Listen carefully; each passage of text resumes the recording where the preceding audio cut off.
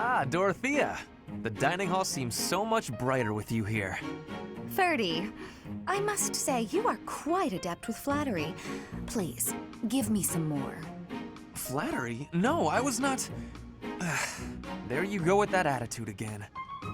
Why do you reserve such cold treatment for me and me alone? Do you hate me, Dorothea? Or have you some other reason to avoid my company? I underestimated you. I assumed your noble upbringing had dulled your perception. But you got it right on your first try. I hate you. Huh, I was right. Might I ask why you find me so despicable? I can scarcely guess. Don't waste another minute thinking about it. That will not do. I do not think you would hate a person for no reason. Perhaps. How's this? If you can guess why, I'll let you know if you're right.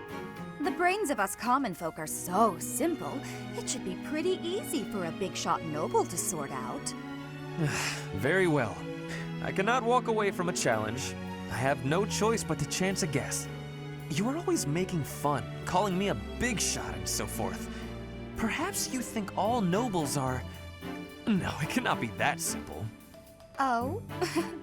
What can't be that simple? Please, will you not give me a clue? Well, let me see. A good clue? I know. It's because you're like a bee. That ought to be enough of a clue. So long, Ferdy. A bee? I haven't the slightest. Perhaps because I am such a diligent worker? Ah, you have arrived at just the right time. Care for one of these handmade treats? My goodness, Ferdy. When did you become such a talented confectioner? Oh, Dorothea, I am hardly an expert. Nevertheless, you have managed to make some tasty-looking treats. Well, it is the first time I have tried my hand at it. Honestly, there were several unsuccessful attempts preceding this batch. I made these pastries to solve that riddle you gave me, the reason you despise me. Oh? You said I was like a bee. The bee is a dutiful worker, just as I am. But the bee inherits a capacious home, with a wealth of honey. Similarly, I inherited my fortune. I did not receive it as a reward for my labor. I surmised that perhaps you'd feel differently about me if I earned something all on my own. That was my plan, to emulate your transformation from desperate pauper to successful songstress. All on your own? Did you renounce your nobility? Give away your riches? No, I made these. I obtained all the ingredients on my own, without anyone's help. You mean, you got the sugar and the flour? Yes. To earn the flour, I worked in the fields. To earn the sugar, I carried a merchant's wares. Who did the cooking? You? Naturally. I took on some extra chores in exchange for use of the kitchen at night.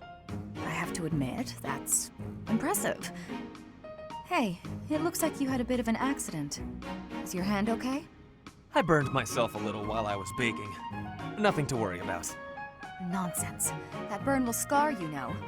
Come on, let's get you to the infirmary. Wait, Dorothea! You have yet to try my treats. You should be fine now, Ferdy. Big shot nobles have to treat their bodies with care just like the rest of us. There you go again. Noble this, noble that. Though you did say it with less disdain than usual. Nothing gets past you. As it were, I may have reconsidered you a little. You have reconsidered me? Finally! Just as I had hoped, we are becoming friends. Now then, I propose that we... I only said I reconsidered a little. And you still haven't figured out why I said you're like a bee. Which is funny, because you look like a bee right now. Bye! So, I am still a bee. A completely mystified bee. Ah, Dorothea. I am surprised to find you here. I did not think you were all that religious. There's a lot you don't know, Ferdy. But you're right. I'd hardly call myself devout. After all, it was thanks to the goddess and her noble regime that I suffered so much as a child. You must be quite brave to speak so coarsely in this hallowed place. But what do you mean about suffering as a child? Do I really have to tell you? Oh, forget it. I'm sure you already know that I'm an orphan. I grew up in the alleys of Enbar, begging for coins, eating scraps, drinking from drains. I see. I remember seeing street children around the city. I could have died. Then the right person overheard me singing. And suddenly I was in the opera. I was a songstress. And my goodness, did the nobles like me. The people who used to spit on me and call me an urchin, they praised my voice and my beauty. A nobleman who once kicked me gave me the most gorgeous shoes. I almost asked if it was a joke. So that is why you despise the nobility. But why do you think I am the same as them? Do you really believe that is the kind of man I am? You think I would ever treat people differently based on appearances? There is nothing noble about that. Oh, really? You're something different? That's not how I remember things. It was the very day that I was discovered. I was in high spirits. Nothing was wrong in the world. I secretly bathed in one of the town's fountains, hoping to wash off some of the dirt from the streets. I sang the same song the opera composer overheard earlier that day. And that's when you appeared. Me? No, it could not have been. Don't play dumb. You glared at me, the same look I'd gotten from every other noble, then you ran off. When we met at the academy, you were a different person.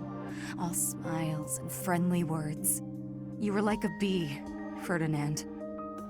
A bee attracted to a flower in full bloom. So it was you then, singing that song.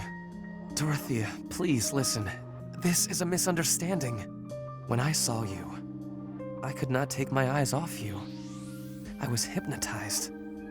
Your beautiful voice, your elegant face, droplets of water on your skin that glittered in the sun. I thought you were a water nymph. Stop it, don't lie to me. No, it is true. I was only a child. The vision overwhelmed me. That is why I ran. I plucked up the courage to return, but no one was there. I thought perhaps it was a dream. Maybe I can believe you. I've wanted to, ever since the day you made me those treats. I thought then that maybe you weren't like the others, but there's a lot I have to let go of, Ferdy. Of course. I am glad we had this conversation. You know, I do not mind you thinking of me as a bee. Life as a simple drone, circling a queen. It actually sounds quite wonderful.